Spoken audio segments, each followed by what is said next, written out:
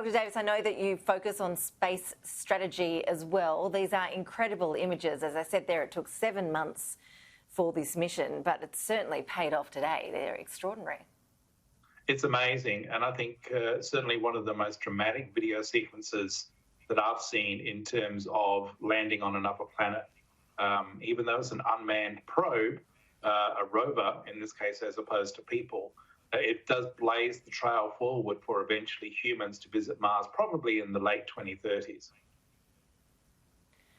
Where are we at in terms of the space race at the moment? I mean, does this success propel NASA and therefore the US to the mantle of winning the space race at the moment? Have China and Russia also been working on their own missions? How crucial is Mars seen?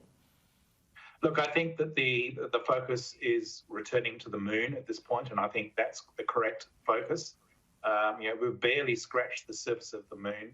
Only 12 humans have walked on its surface, and so the objective in this decade is to establish a permanent human presence on the lunar surface with lunar bases.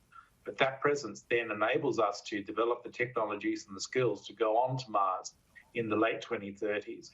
I think the Chinese and the Russians have similar ambitions, certainly for the moon, and I know the Chinese have ambitions for Mars as well.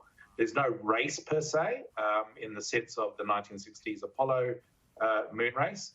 It's more a intensifying space competition for advantage on the high frontier around the moon and for national prestige. And when you speak about the ambitions that these various countries have for the moon and have for Mars, what are we realistically talking about as to what those could offer us? Is it too far-fetched to imagine them being mined? You mentioned, humans landing back on the surface. What are we ideally aiming to get out of it? I think what everyone is focusing on is a permanent human presence on the moon, heading on to Mars. In other words, we become a multi-planet species rather than being confined purely to Earth. We are living on Earth, on the moon, on Mars, and in space. And that really guarantees our species survival eons into the future, because if something catastrophic happens on Earth, there will be other humans out there that can carry on. But in purely commercial terms, yes, we do think in terms of mining lunar and asteroidal resources to generate economic activity in space through space manufacturing, and that potentially benefits the entire planet, because suddenly we can apply the prosperity that comes from that activity to improving the quality of life here on Earth and dealing with some fairly fundamental issues such as climate change. And what do you say to critics who point out that, well, we've got some pretty substantial issues on our own planet to deal with before we start looking to Mars, looking to the moon? I mean, there is a push, obviously, from some quarters that we should be spending these millions and millions of dollars on other Earth-based projects, that it's a waste of money trying to get to these ambitious projects. I hear this constantly, and it always makes me a bit annoyed, because it suggests that we're only capable of either doing one thing or the other, when in fact humanity and human beings are incredibly flexible and intelligent and adaptable civilization. If we can exploit space and explore space and learn how to use space resources, this enables us to solve a lot of the problems here on Earth, particularly, for example, in understanding climate change. If we hadn't have gone to the moon in the 1960s and developed the technologies to achieve that, we would never have satellites, which would mean we wouldn't be able to deal with climate change now. We wouldn't even understand that climate change was happening.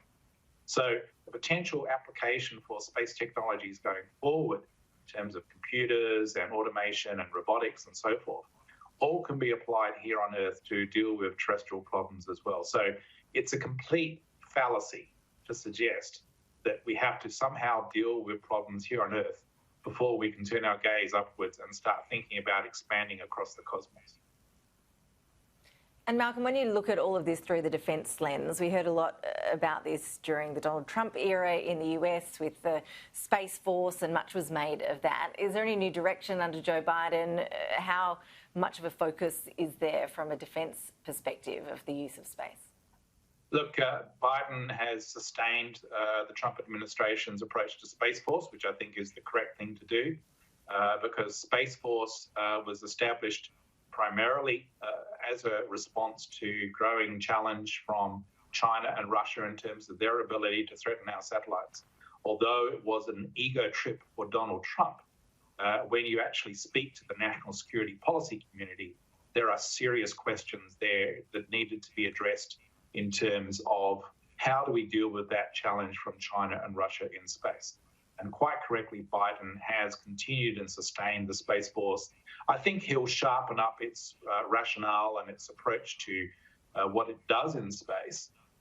But Space Force continues, and from an allied perspective, Australia is working ever more closely with the US in space, and I think that potentially could see us having closer ties with the US Space Force in the future. Dr. Malcolm Davis, always appreciate your insights. Thanks so much for joining us. My pleasure.